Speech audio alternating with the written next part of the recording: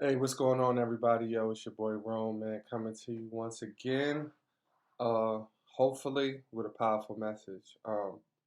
Today, I want to talk about something that's near and dear to me, something that I feel is important and an educational tool for many of us who may not understand and may not know, and it's okay because I've realized throughout life there's a lot of things that I didn't know, and I tried to seek that information, learn from people who were very well versed in that dialogue or that information and be able to understand and um, bring in the information that wasn't afforded to me in the past, or maybe I just didn't seek out. So today I want to share the importance of voting and why voting matters and why your perspective should matter and should be um, taken seriously, especially now with everything that we're going through. So, haven't been on social media in a long time, and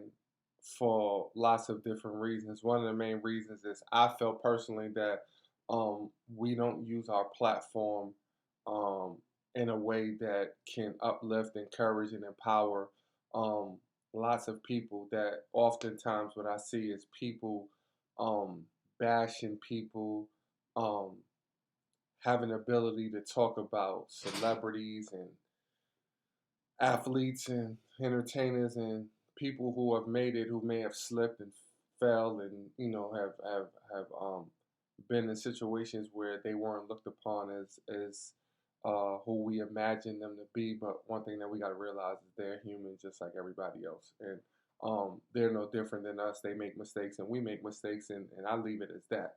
But I just think that overall social media is not used correctly to empower people. So sometimes when you don't feel comfortable or when you don't like something, you have the opportunity and the choice to move on. And that's what I've been doing. But I want to share this message because this past week, Senator Kamala Harris was nominated for the vice president. And of course, you're going to get so many different perspectives, thoughts, happiness, anger, frustration, whatever, depending on who you are, right? So, one of the things I want to share is that before I um, got so well versed in politics, um, I had those same kind of like ideas and thoughts, like voting wasn't important, all of these things that as especially coming up in black communities where you see poverty and you see lack of education and you see violence and stuff like that, and you wonder to yourself, like, no one is here to help us, no one fights issues for us, so why should I vote? That's almost like the consensus within our communities, right? Because that just shows that we have lack of education and knowledge in certain areas. Don't mean that we have lack of education in general, but in some areas we struggle, right? Let's be honest, because I'm going to be honest.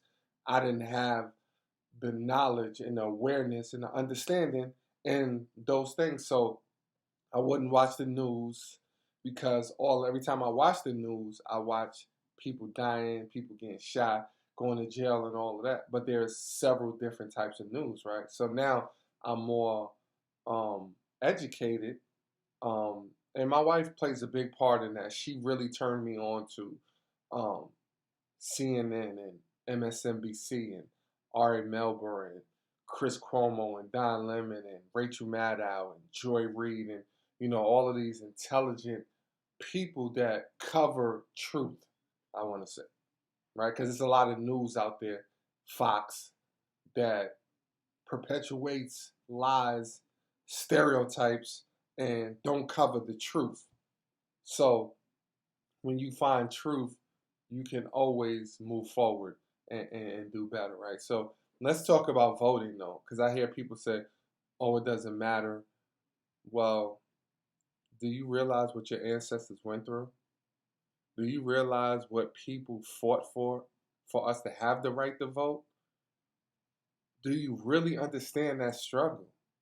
Have you listened to John Lewis? Have you watched his documentary, Good Trouble? Do you really understand the struggle?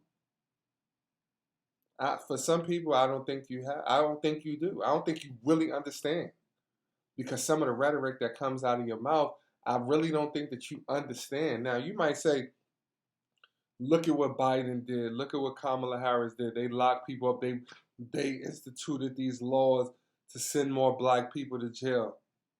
You know what? I'll even agree with you on that, right? But here's one thing that I want you to understand. Look at the time frame that happened. Everybody evolves. They're no different than you and I. Have you made mistakes in life? Do you want people to judge you from the kid that you was when you was 15, 16, 17, 18, 19, 20 years old? Or maybe even when you was 30, but now you 40 and 50? Do you want people to say, oh yeah, I remember him. I'm not going to mess with him. I'm not going to give him an opportunity. I'm not going to give him a job opportunity because he was like this back in the days. Do you want people to do that? Do you want someone to do that to you? Absolutely not. Do you want somebody to say, you know what? I'm going to judge you because of the person you used to be. So why are we so eager to do that? Has Biden made mistakes? Absolutely. He's human. So have you, and so have I. Now, if you could look at yourself and say, you know what, punish me for the things that I did and the way you want to punish him, then okay, that's fair game. But have you treated some young lady incorrectly throughout your life? So should your wife look at you and say, oh no, you treated her like this, so I'm not going to marry you now. I'm going to hold you accountable for your actions 10, 20, 30 years ago.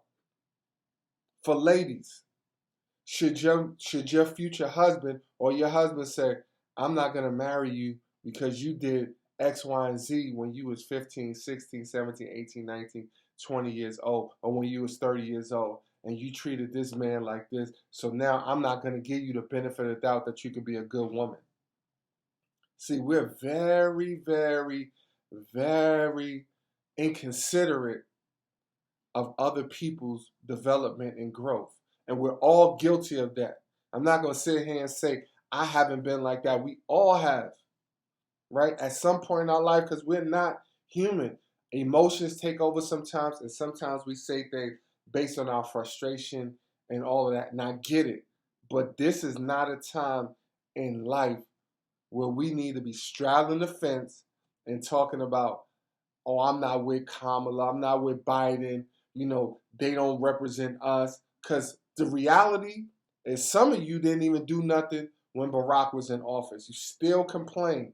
Kind of like the passage that we listened to today at church about the children of Israel complaining that wicked people doing better than them, right? But what God was saying was that I'm in charge, right?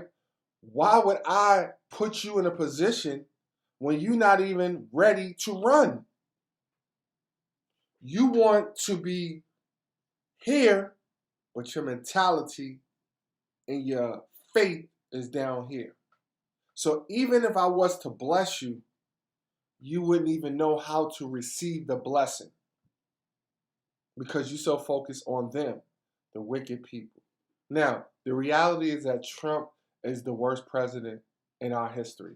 We all know that without a doubt. He's a racist, misogynist, egotistical, constant liar, hateful,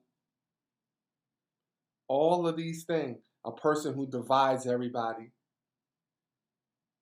But yet and still, you haven't thought in your mind of not voting for the other side. Now, I'm not saying that Biden and Kamala are perfect, but neither are you. So now you got to ask yourself the question, do you want 4 years of a new regime or do you want four with what you've already seen? Now, if you could sit here and tell me that you thinking about not voting for them, you've already told me where your mind is. Like I said in the beginning, you're not perfect, I'm not perfect, and neither are they. But let's do a balance. Let's weigh the options. Kamala and Biden, Trump and Pence. If if Biden and Kamala is not here, and you got Pence and Trump right here, then you're happy with the way the country is going. And all of these people that's been marching and protesting is a result of all of the wicked stuff that's been going on in this country, led by this team. Now, do you want to be a team like the NBA who didn't go, who didn't get invited to the bubble, or you want to be one of the teams that got invited to the bubble with the opportunity to make the playoffs? Because the reality is, once you get in, it's up to you to see how far you go. Did you get that? So with Biden and Trump, we know what we already got because they've already shown their racist ways. Kamala and Biden, they're for the people. I can honestly say that. Maybe they haven't gone about it the correct way throughout their career, which is understandable, but they've made changes. You think Obama would have picked him if he thought he was a racist? Absolutely not. So don't judge that man just because of his past, because if you're not willing for people to judge you of your past, then don't do the same. Do not do the same. Come on, people, wake up, man. Voting matters. I'm so glad that my wife put me on to the importance of voting. Listening to politics in a different light. You know why? Because I got educated. And now I can inform and educate others because I understand the importance of why voting, not just for presidency, but locally matters.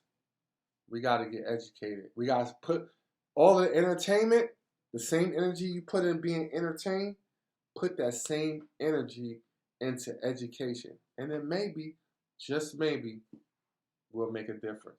So I'm sweating because I'm excited. You know why I'm excited? Because we got an opportunity to change things. I'm thankful.